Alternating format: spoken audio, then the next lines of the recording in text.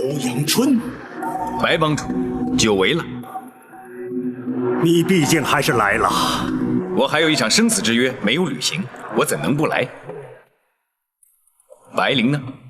长江后浪推前浪，一代新人换旧人。欧阳春，老夫败了。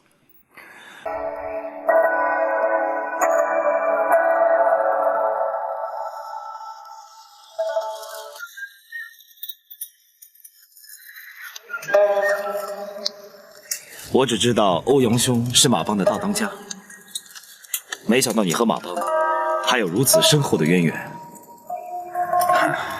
江湖上一直不明白，北峡欧阳春怎么会接掌马帮？除了马帮的老人之外，无人知道我和白老帮主的关系，更不知道我差点成为他的女婿。连白小双也不知道。白灵生下他之后，就难产过了世。在他成长的过程中，我曾不时去探望他。他只知道我是他最亲近的一位叔叔。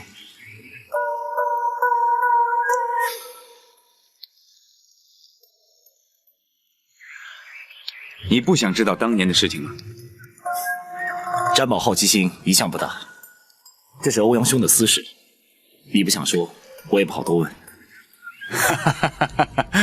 南侠展昭果然不同于一般人。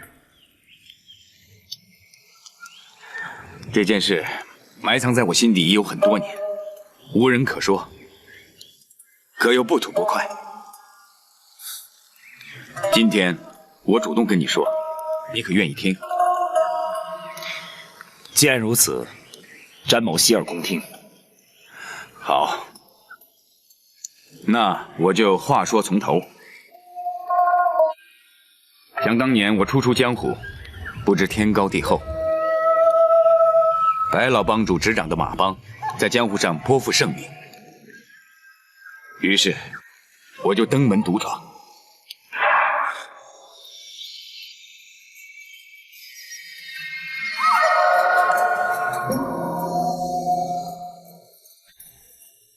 你就是欧阳春？不错，阁下就是马帮帮主白鹰白大当家。正是白某，不知欧阳少侠来我马帮有何见教？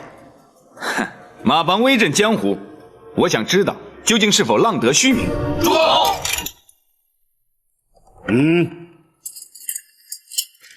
年轻人不要太过狂傲。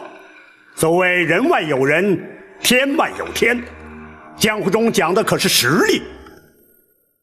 那我就看看你马帮有多少实力。所谓实力，并非单指武功，更重要的是以侠义二字服人。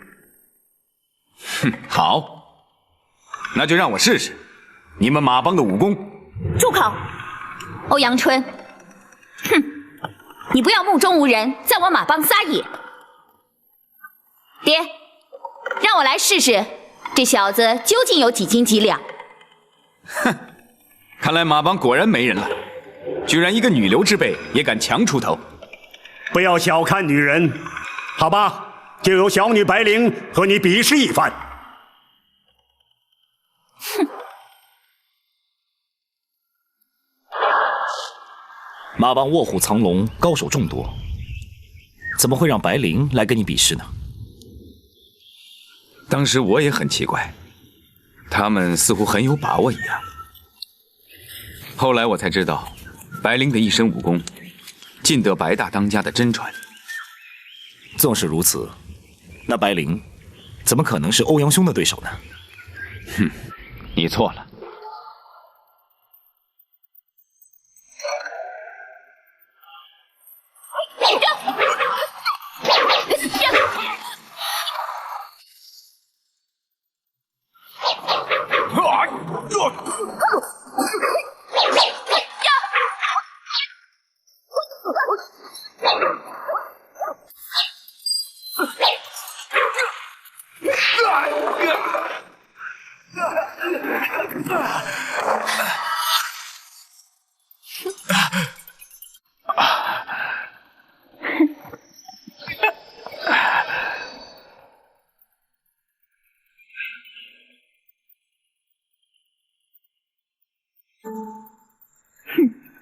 如今你该知道马帮不容人侵辱了吧？欧阳春技不如人，我说的心服口服，任由马帮处置。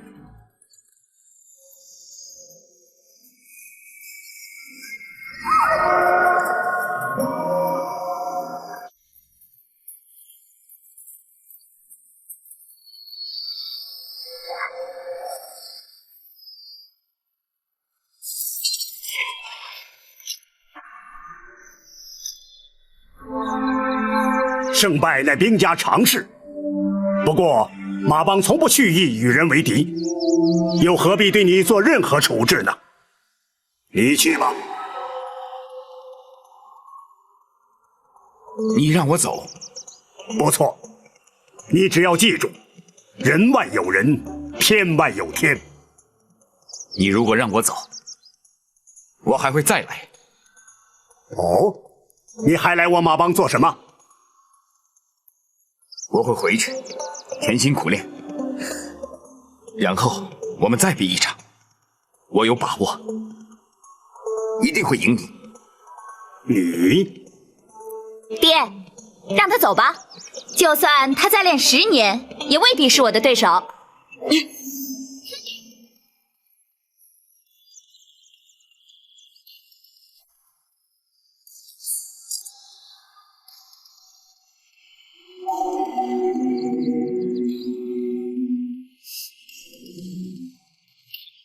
欧阳春，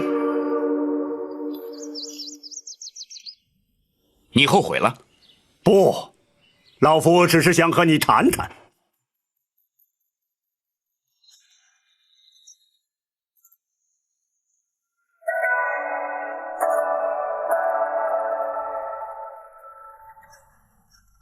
白帮主，有话请说。争强斗胜并不是江湖人唯一的选择。你的武功不弱，而且坦然服输，光明磊落。老夫想劝你几句。马帮虽是江湖组织，却从不为恶。如果你肯留下，日后或可闯出一番事业。白帮主，你的好意欧阳春心领了，不过我志不在此。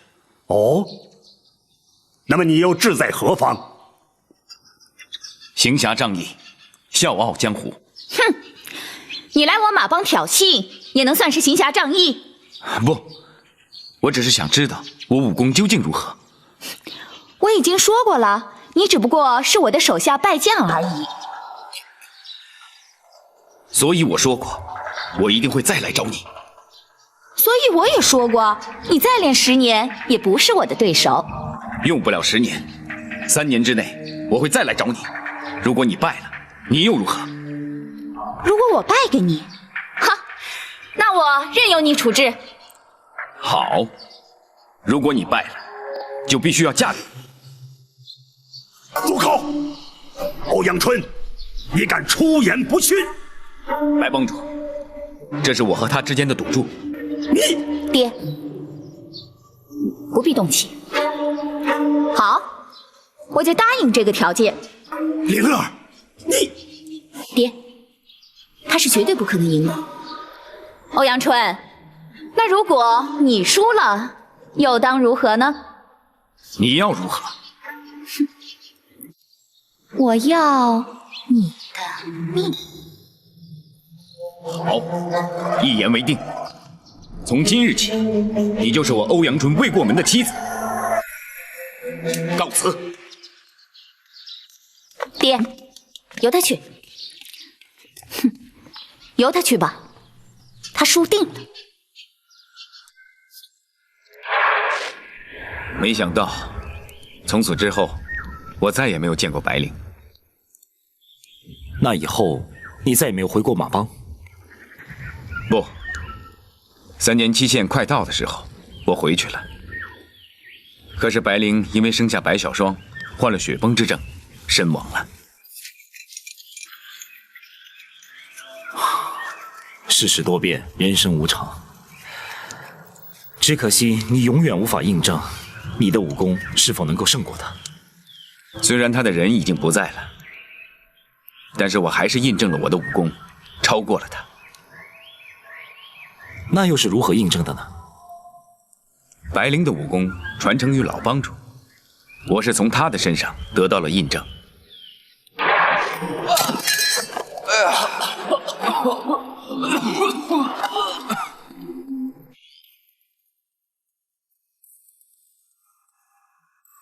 欧阳春，白帮主，久违了。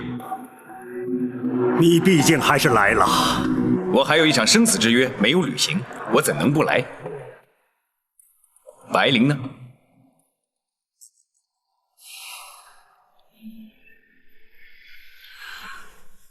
恐怕要让你失望了，他永远也无法履约。你说什么？这3年来，你的武功想必精进不少，才敢再度上门。不错，我闭门苦练，就是为了一雪当年之耻。可惜你却来迟了。他已经去世2年了。他还这么年轻，他是怎么死的？他是怎么死的？那与你无关。你只要知道他已经无法履约，和你再战上一场。不，这3年来，战败之耻，在我脑海中从来没有消失过。难道你让我一笔勾销吗？逝者已矣，不一笔勾销，又待如何？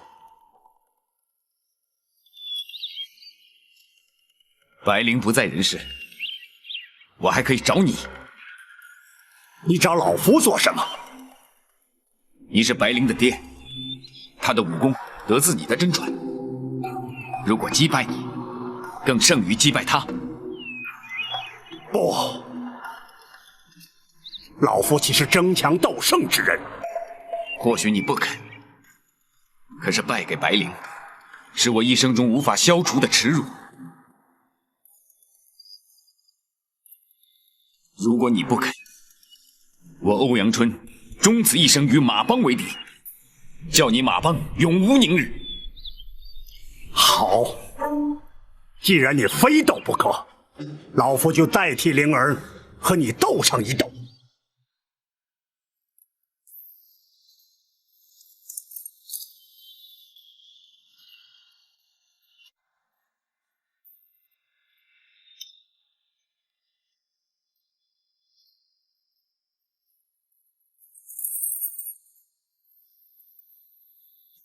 你用什么兵器？老夫练的是鹰爪功，这就是老夫的兵器。得罪了。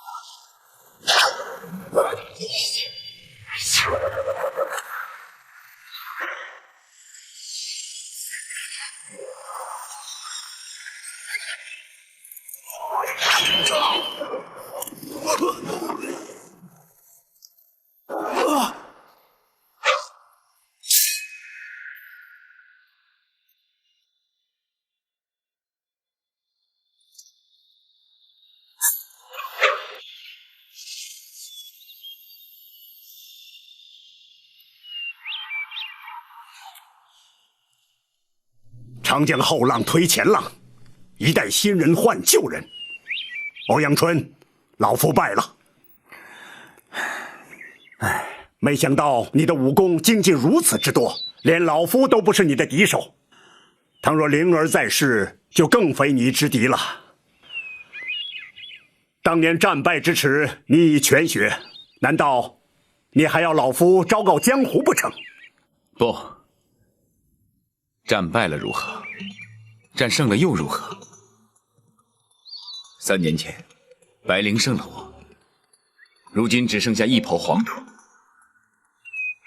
今日我胜了白帮主，谁又知道3年以后我又在哪里？欧阳春，白帮主，你说的没错，江湖人不应该只是争强斗胜，要以侠义2字服人。欧阳春却执迷不悟。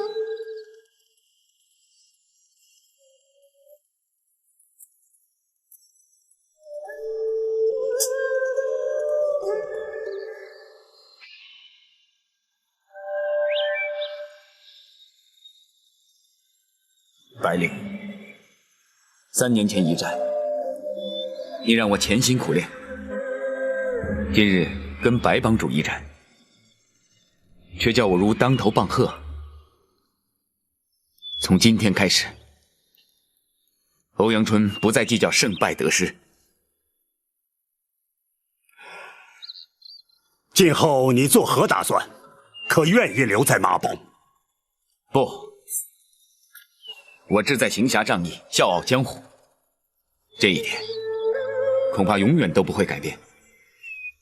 不过由你父女2人身上得到的教训，却让我终身受益不浅。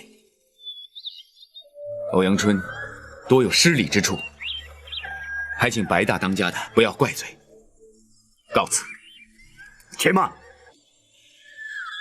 抛下过去的恩恩怨怨不论，你可愿交我白鹰这个朋友？白帮主，你虽不问，老夫也要告诉你，白灵是因难产而亡，留下一个2岁的孤女。我祖孙2人相依为命，若多了你这个朋友，相信灵儿在天之灵也会感到安慰。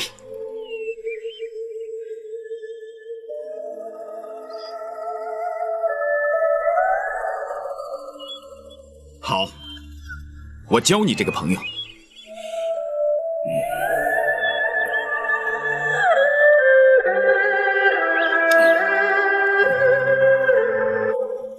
从此，我和马帮帮主结下了忘年之交。多年以来，在江湖上闯下了个北侠的虚名。可是，我不时回马帮，和他祖孙俩见面。老帮主告老退隐，我就接下了马帮的帮主。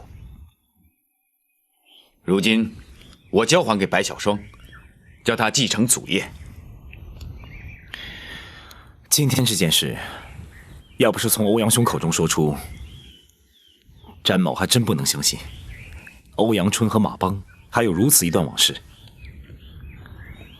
故事讲完了，我们也该赶路了，不然就来不及了。欧阳兄，此话怎讲？我怕小霜会对八王爷不利。你不是说白小霜是八王爷的亲生女儿，她不会加害王爷的吗？那是以前，今天是白灵的忌日，他一定会带八王爷到坟前去祭奠。情急之下做出任何事情，我们都无法预料。什么？他对八王爷抛弃他们母女俩耿耿于怀，必须让他们亲自解开这个心结。这也就是我一路陪着你跟踪他们的真正原因。只有你才能阻止他伤害八王爷。老帮主跟我都不便出手。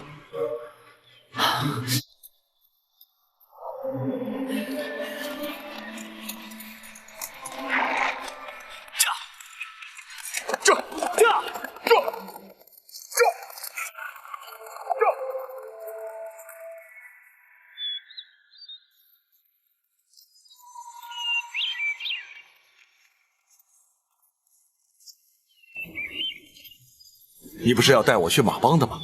到这儿来干什么？我是带你来向一位故人祭拜。啊？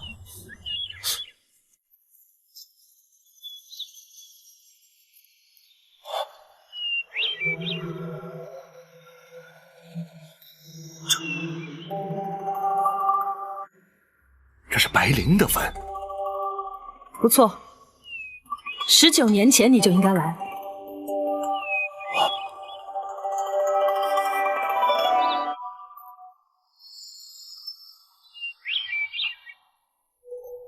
白小霜，这白小霜又是何人？她是白灵的女儿。她怎么会有个女儿呢？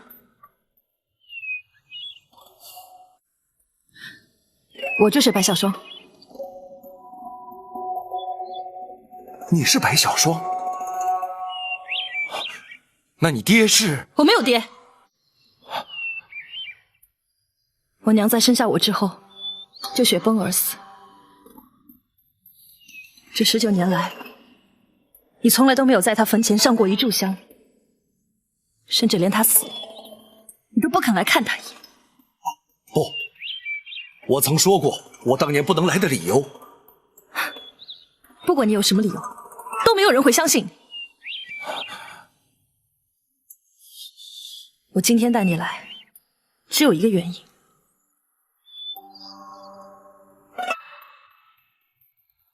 因为今天是他的忌日。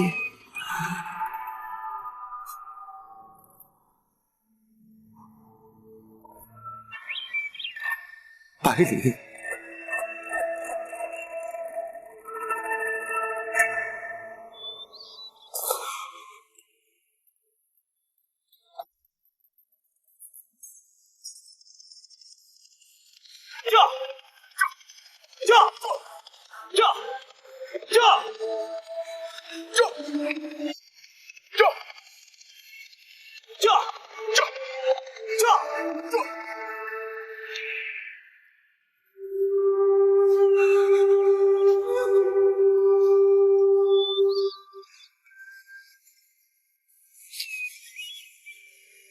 白灵，昔日一别，竟成永诀。我再也没有想到，会有站在你的坟前祭拜的一天。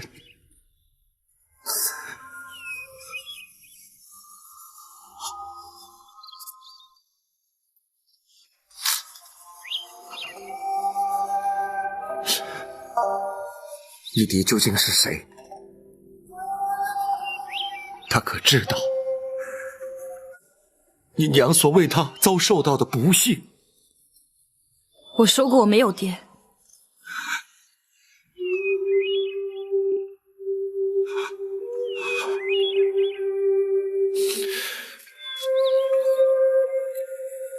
好，让我这样问你吧。是谁让你娘怀上身孕的？在你娘难产之时，那个人可曾来探视啊？那个人可曾有愧疚之心？那个人在抛弃我娘之后，从来都没有出现过。像那么薄情的男人，根本就没有心。又怎么会心怀愧疚？马帮耳目，遍布天下，要找一个人又有何难？难道白大当家的就这样轻易放过他不成？我爷爷对他恨之入骨，从来不许任何人在他面前提起。如此说来，又如何让你娘在九泉之下瞑目呢？我会让我娘瞑目的，我也会让那个薄情的男人得到报应。你能够找到他？我不仅能够找到他，我还要让他在我娘的坟前以死谢罪。如今他人在何处？如今他就在我娘的坟前。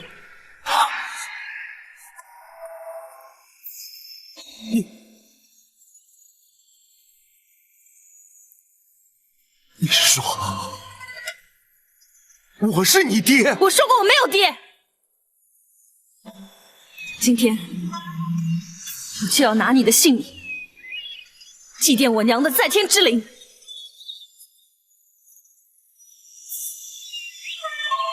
你就是我的女儿。住口！你没有资格说这种话。你从来都没有尽过一个做父亲的责任，你甚至都没有好好的对过我娘。你凭什么这样一走了之？你凭什么将她抛在九霄云外？当我娘为了生我奄奄一息的时候，你竟然还依然在那里当你的八王爷。当我娘离开人世间的时候，你都不肯去她的坟前为她祭拜。你凭什么让她不顾一切的以身相许？像你这样的人，还凭什么可以活在人世间？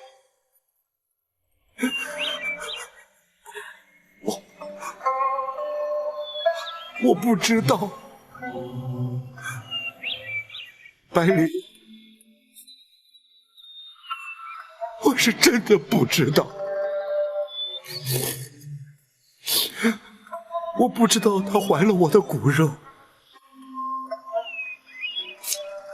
我更不知道她还因此而死。若早知道，我会不顾一切来找你的。不要找理由，这不过是你担心死在我剑下找出来的借口。不是在找借口，我是真的不知道。不管你信或者不信，如果你要对我动手，我不会有半点善意。就凭我的武功，就算你想逃，也逃不掉。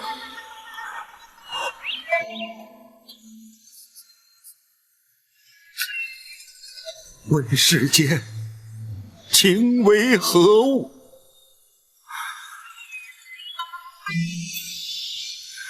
如果你真的要我一死偿命，你就动手吧。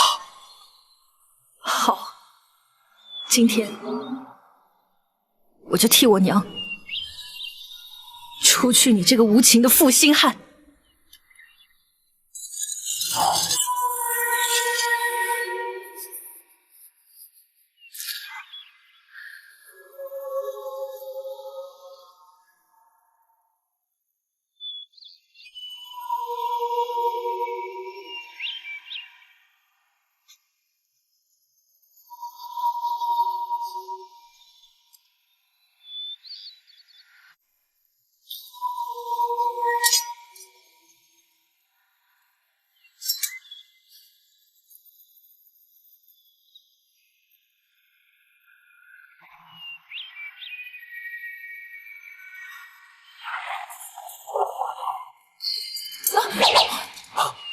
战护卫，王爷受惊了。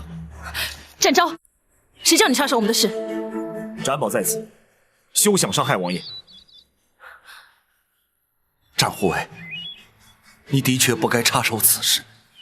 王爷，展昭，你都听到了，此事与你无关，还不赶快让开！你们的私事我不应该插手，可是天底下哪有亲生女儿杀害亲生父亲之理？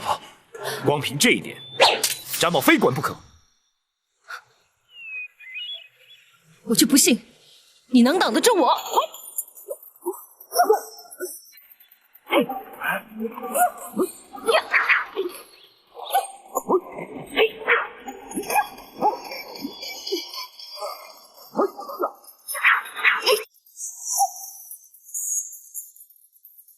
住手！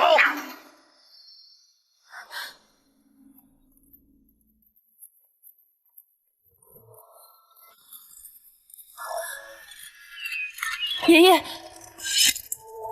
白老当家，小双，你这是干什么？爷爷，我要拿他祭奠我娘的在天之灵。你明知他是你爹，你不能杀他。爷爷，他不是我爹。如果他有半点人性的话，就不会在我娘死的时候都不来看他。他不能来。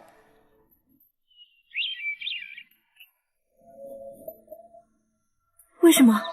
因为我不准他来，更不准他来上坟。死者为大，我们不该在这里惊扰灵儿的灵魂。回马帮去，让我们把这20年的恩怨一次说清。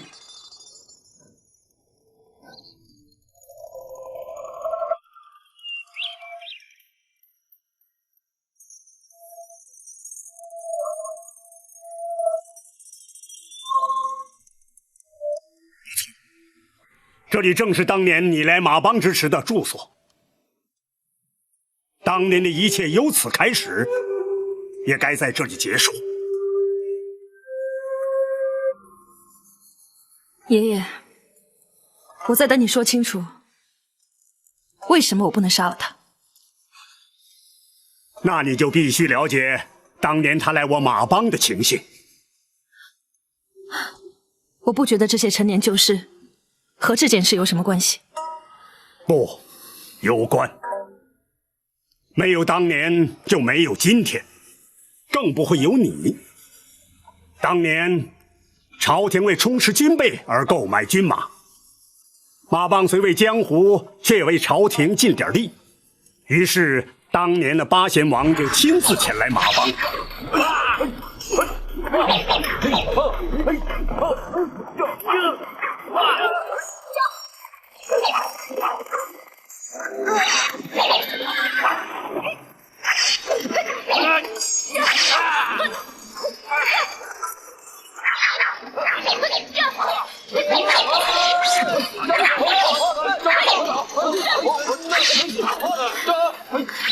你没事吧？多谢姑娘相救，在下安然无恙。他们这些人来自西夏，他们是不想让你买马。姑娘怎么会知道呢？我是马帮的人，白大当家是我爹，我叫白灵。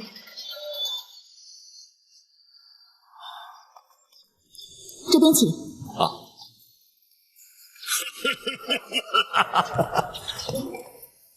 八贤王一路辛苦了，老夫白鹰未曾亲自迎接，还请不要怪罪。白大当家的好说，若非马帮搭救，在下早就命丧西夏伏兵之手了。八贤王为朝廷前来买马，大宋的军备因此而充实。日后两国战争对西夏当然不利，只是他们绝对没有料到已被马帮探得了他们的阴谋。这都是白大当家的领导有方，同时，白大当家的又肯为国为民贱价出售马匹。赵德芳在此代表朝廷，向白大当家的当面致谢。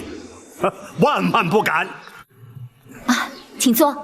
八贤王乃是大宋皇室王爷之尊，白鹰一介江湖草莽，没有大礼参拜，以示失礼，又岂敢当八贤王一个谢字？朝廷礼制本就不及于江湖，同时白大当家的愿意为国为民，协助朝廷充实军备，实属难得。在下也不敢以王爷自视，请白大当家的以朋友论交。好，的确不愧为八贤王，白鹰由衷佩服。不过挑选良驹还颇需时日，还得请八贤王在马帮委屈几日才行。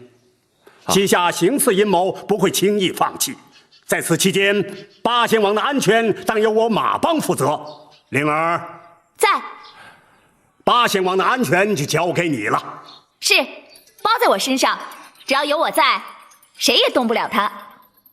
小女白灵武艺高强，除了保护八贤王之外，也可利用空闲之时充作向导，看看西北的风光。那就有劳白姑娘了。哎，如果你真的要和江湖人交朋友的话，那不能那么客气啊！你可以直呼我的名字，叫我白灵。是，在下恭敬不如从命。这就是当年的情形。你娘就在那时和王爷相识。人非草木，孰能无情？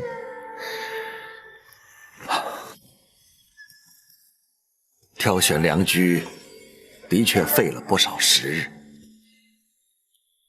朝夕相处，日久生情，我和白灵竟然在不知不觉中逾越了该有的分寸。白大当家，这也是我永远无法弥补的愧疚。这也是当年老夫不肯原谅你的原因。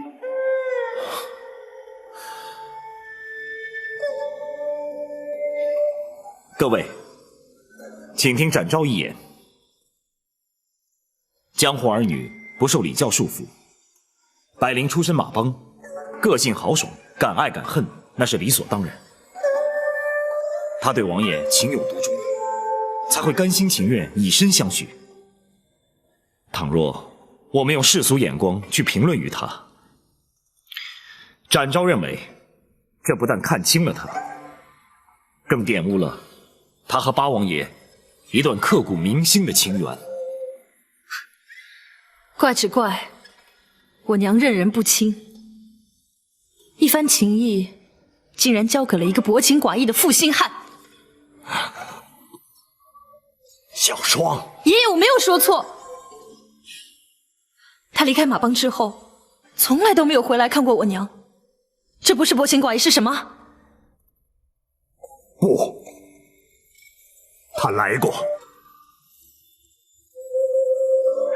只是当时你娘已经怀上了你。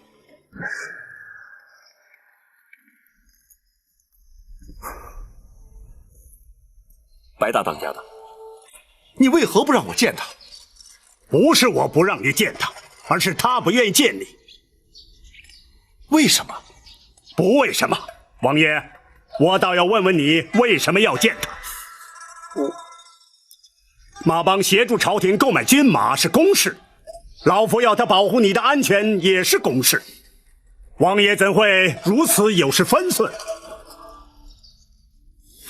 白大当家的，你不必再说了，你是当朝的王爷，我是马帮的帮主，彼此都不能失了颜面，所以老夫才避开外人。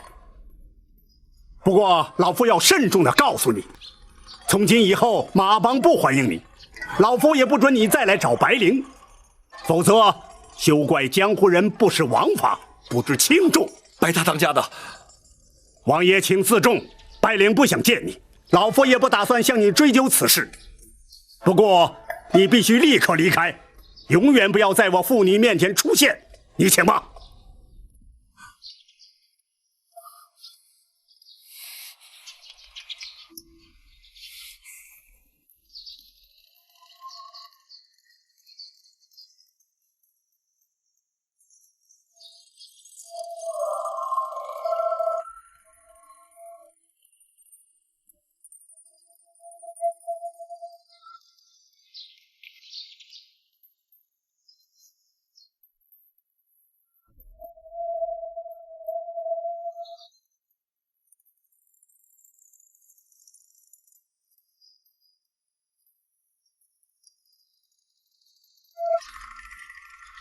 他走了？走了。那就好。灵儿，虽然你不许爹杀他，可是难道你自己就这么算了不成？爹，这是我自己心甘情愿的。女儿本来就没有打算让他负责。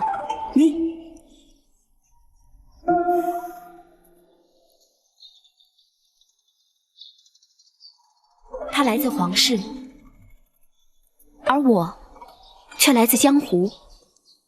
我们俩门不当户不对的，这样下去是不会有好结果的。爹可以逼他把你娶进王府。不，爹，我了解他，不用你去逼他，他也会把我娶回去。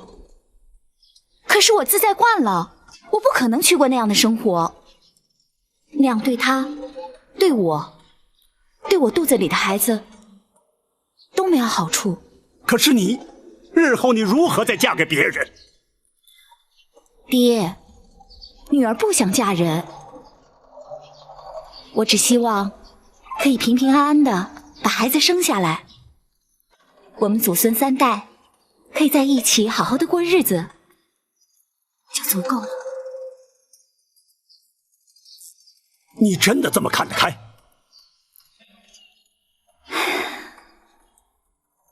这不是能否看得开的事。爹，能怀上他的孩子，我就心满意足了。我不在乎别人是怎么看的，我只知道我爱这个孩子，并且我会把他好好的抚养长大。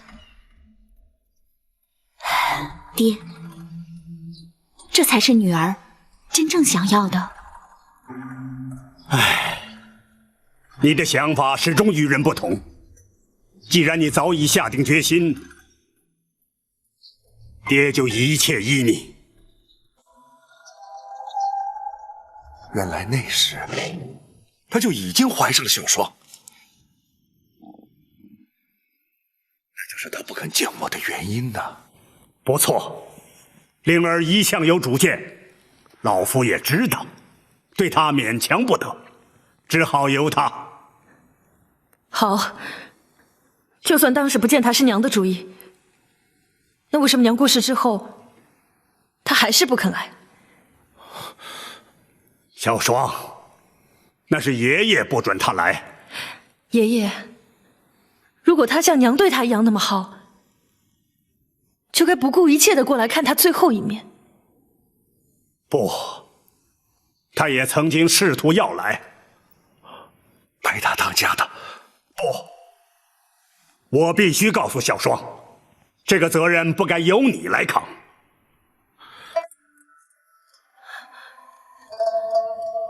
爷爷，这到底是怎么回事？你娘生下你之后，犯了血崩之症，临终前不顾我的反对，派人去通知她，而我突然之间失去相依为命的女儿，于是也失去了理智。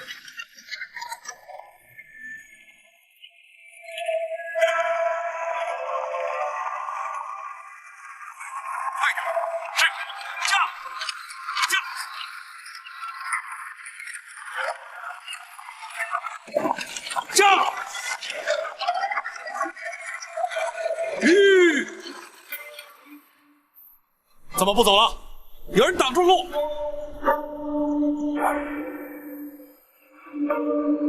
白大当家的，回去！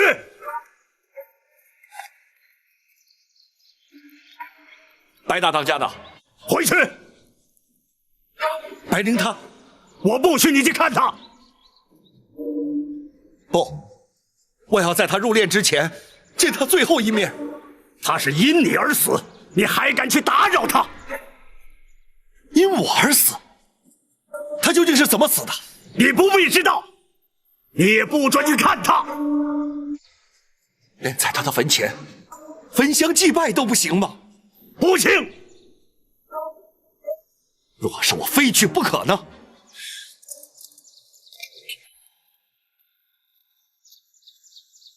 我就杀了你！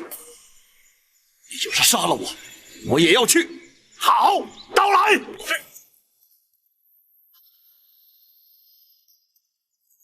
老夫以此刚刀为誓，只要你不立刻回京，老夫不但要杀你，还要倾我马帮之力与朝廷为敌，让你赵家天下从此灭绝。如违此事，如同持刀！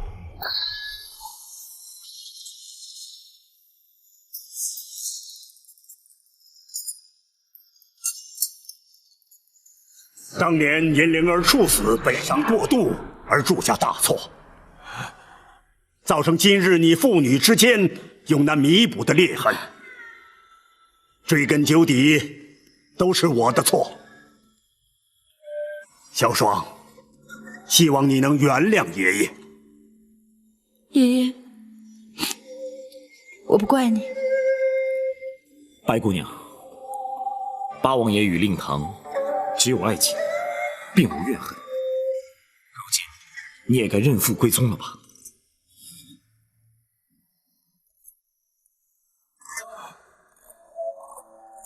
小双，我不会认你。这19年来，我只有爷爷，只有欧阳叔叔，只有马帮的弟兄，我没有爹。小双，爷爷，你不能在我恨了他那么多年之后，让我突然接受他。我做不到，我做不到。小双。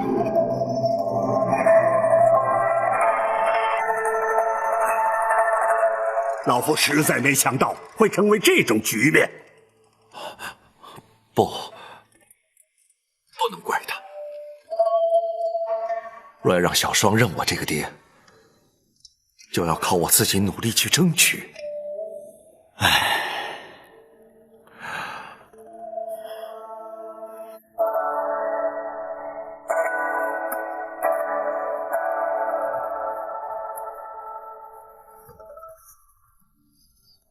秦香莲如今的情形如何？驸马不是他的夫婿，的确让他颇有失落之感。不过，他似乎已经认命，明日和陈春回乡之后，当能面对日后的生活。这样也好，否则，若是驸马果真是那忘恩负义的陈世美，即使让他伏法，对秦香莲母子而言，也未必是福啊。启禀大人，秦香莲求见。哦，让他进来。是，请。请。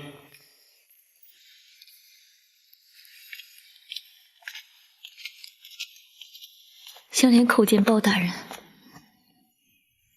你起来说话。谢包大人。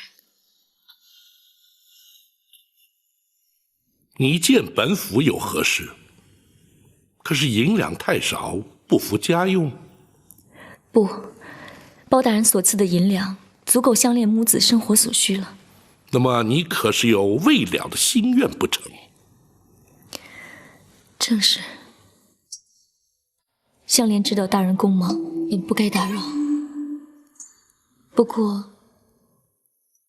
过香莲斗胆，求包大人再施以援手。你说，当今驸马不是香莲的父婿，包大人未办香莲冒染皇亲之罪，香莲感激不尽。可是如今香莲担心的是，香莲的夫婿又在何方呢？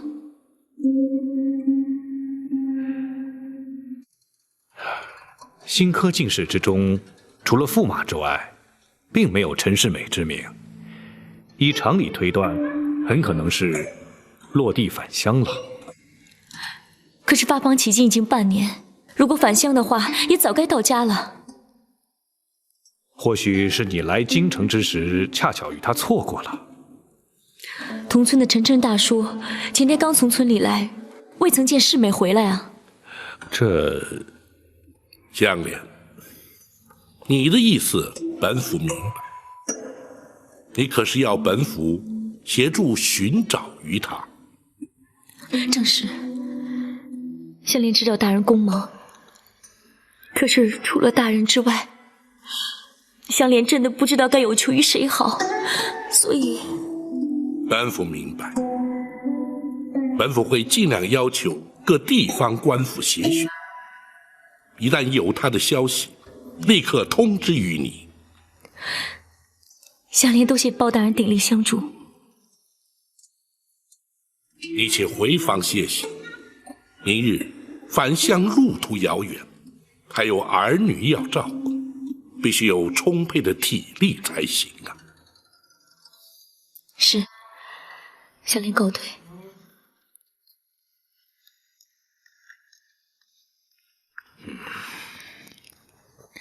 大人，人海茫茫，何处去寻呐？或许是那陈世美大考落地，无颜返乡，甚至是遭遇了什么意外。那就更要去找。对我等而言，固然会因此而增添不少多余的麻烦，然而对秦香莲母子而言却是极为重要。所谓鸡鸣之鸡，苦民所苦，这才是为官之道啊！是，大人体恤百姓，足为百官表率。不，本府岂敢图此虚名，但求无愧我心罢了。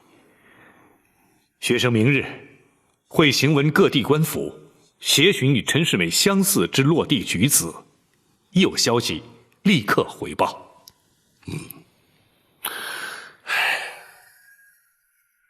大人何事忧心呢？秦香莲进京寻夫一事，本府始终隐约觉得别有蹊跷，只是虚而不实。或许是大人太过于关心秦香莲母子罢了。或许真是本府多虑了。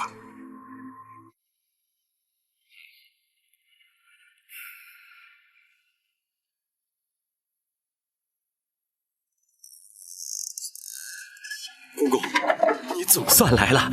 哎呀，想让我等的心都慌了。来，快请坐。我如果不避人耳目前来，岂不是要坏了大事？哎，是。公公，小人今天在府上的应对，可还适宜？你做的还不错。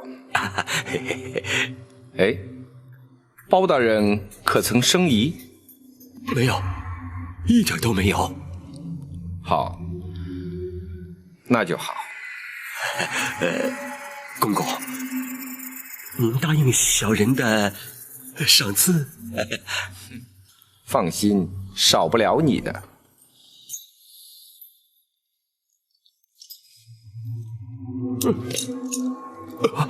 咱家没有违背自己的承诺。明天你回陈家村就不许再在京城露面，你明白了吗？不过，怎么，你还想违背不成？不，小人怎么敢反悔呢？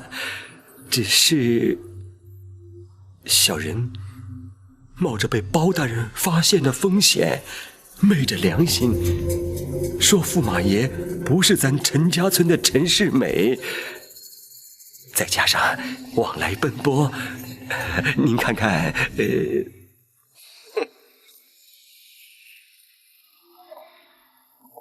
原来你是嫌钱少啊！还请公公多赏赐一点啊！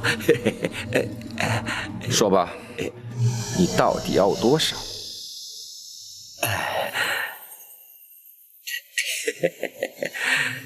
多了小人也不敢开口，500两银子。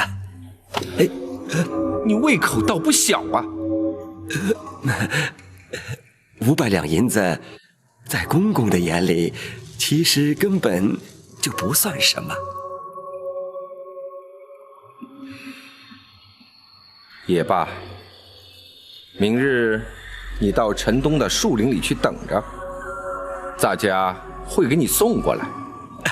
谢谢。明天，今晚不行吗？你当我是开钱庄的？500两银子可不是个小数目，想要明天就去等着，否则咱家就不管了。公公，您要是不管了，这驸马爷的身份可就……你别想威胁我！我告诉你，如果你敢把这事捅出去，倒霉的可是驸马爷，这事儿与咱家可无关。哼，不过你做了伪证，那包大人他会饶过你吗？公公息怒，公公息怒啊！行，小人明天就到城外去等。公公，您可一定要来呀！啊！不过，你明天最好是带着行囊，拿了银两，赶紧给我滚蛋！你要在城门一打开就到，晚了我可不等你。行，小人一定准时到。哼。公公慢走。白灵，没想到你会为我生下一个女儿，更没有想到你会因此而死。这种愧疚，只怕终我一生也难以平复。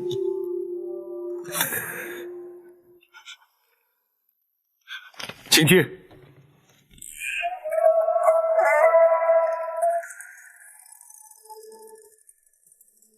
小叔，这么晚了，你找我有事啊？快坐下来说。不用了，我问你2个问题，问完我就走。好，你尽管问，我一定照实说。你有没有真心爱过我娘？事到如今，你还想知道？不错，这个问题对我十分重要。好。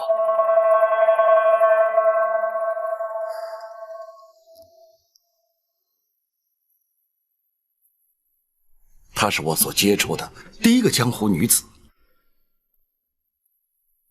她的热情、豪爽、率直、真诚，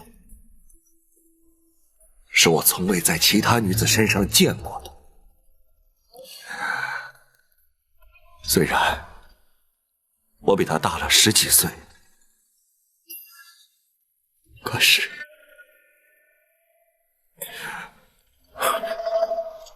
不错，我的确真心爱过她。而且，到了如今，我仍然没有减少1分对他的爱意。我这样的回答，你满意吗？不要问我是否满意，你再回答我第2个问题。你说，如果当时他没有怀上我，如果当时他没有因为生下我而去世，你会不会把他娶回去？我会。你那么肯定？虽然我早有妻室，再说皇家的规定不许与平民通婚，更何况白灵出身于江湖，就更多了一份顾忌。我的确花了不少功夫向皇室宗亲争取，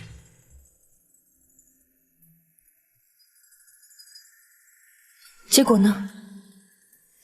他们终于同意了。这也是我半年之后又到马帮来的原因。谁知道你娘她却不肯见我。就算你有心娶她，她也未必肯嫁入王府，受到皇家的拘束。我知道，如果当时她肯嫁给我，我情愿放弃王爷的身份，做一介平民布衣，而且我早就做好了准备。可系造化弄人，命中注定。也许我与他终究无缘。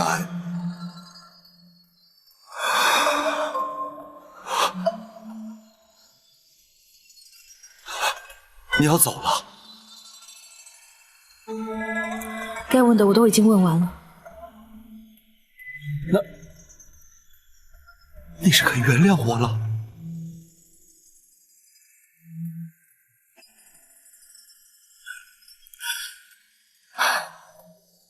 明日一早我要去祭坟，你可以一起来。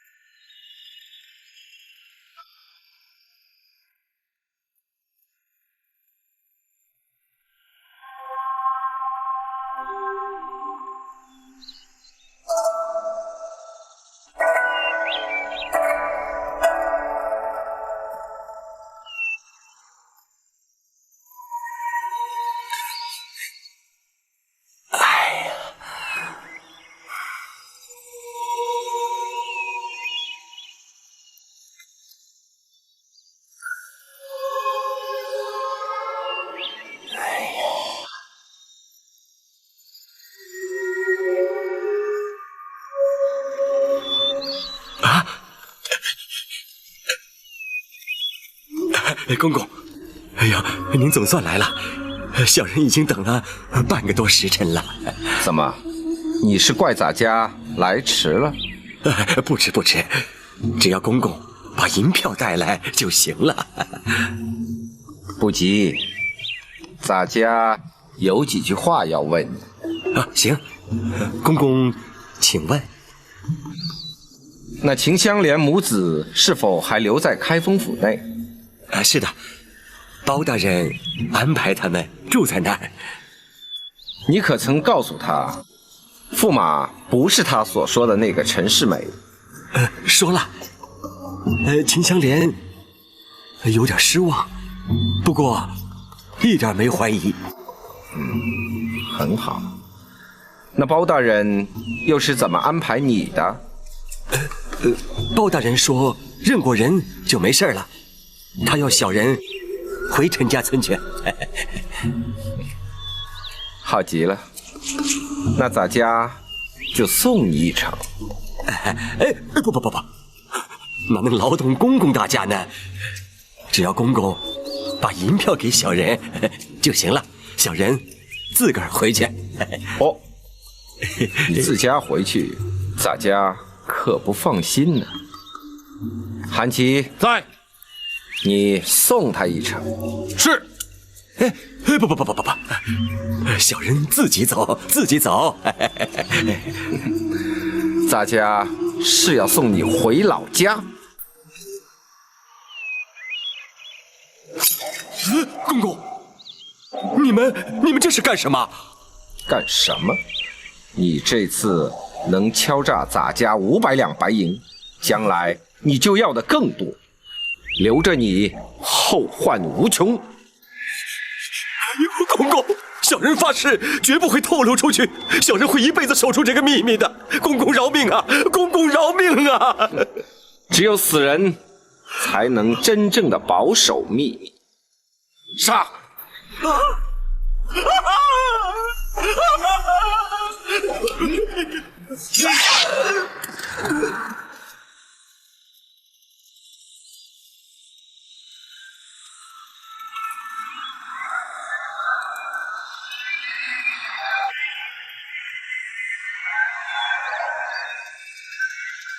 把他埋了，不要留下任何痕迹。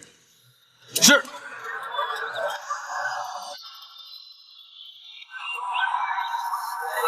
不是你那么贪心，也不至于死得那么快。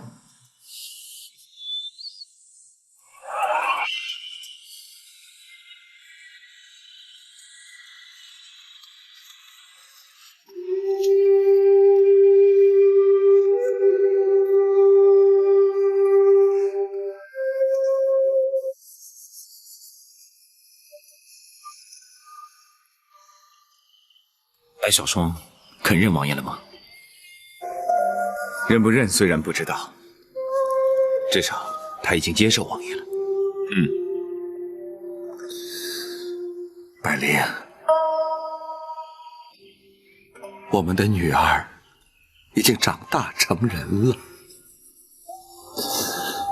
她跟你一样，有一身的好武艺。她跟你一样倔强而自有主见，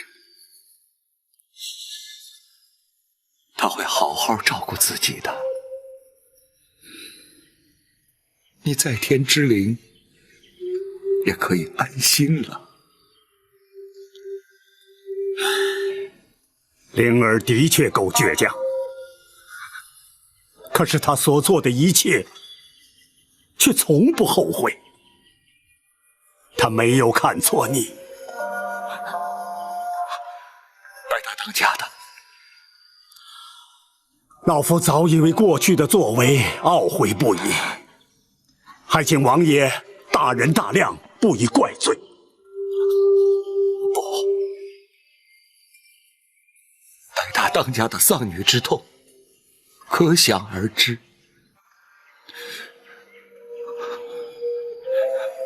然而，我也的确该为白灵的死负责。不，那是灵儿自己的选择，不能怪你。小双，爷爷，当年的情形你已全然明了。今天，在你娘的坟前，你也该认父归宗了。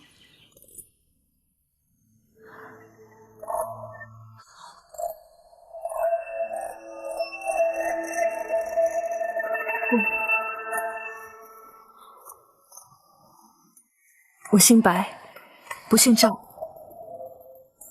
我叫你爷爷而不叫你外公，那是因为我是白家的人。小双，我知道我不应该怪你，可是我不属于皇室，我属于江湖，属于马帮。小双，你可以选择去京城，认祖归宗之后，你就是堂堂郡主的身份。我宁愿选择做一个江湖人。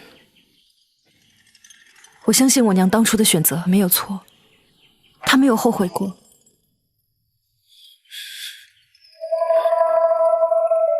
小双，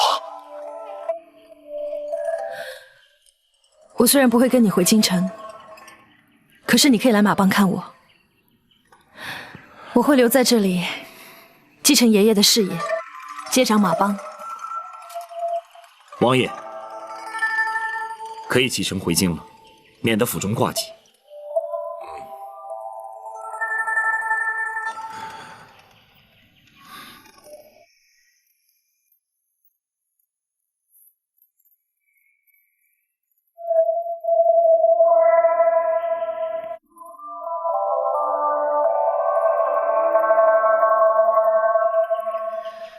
白老当家，欧阳兄，后会有期。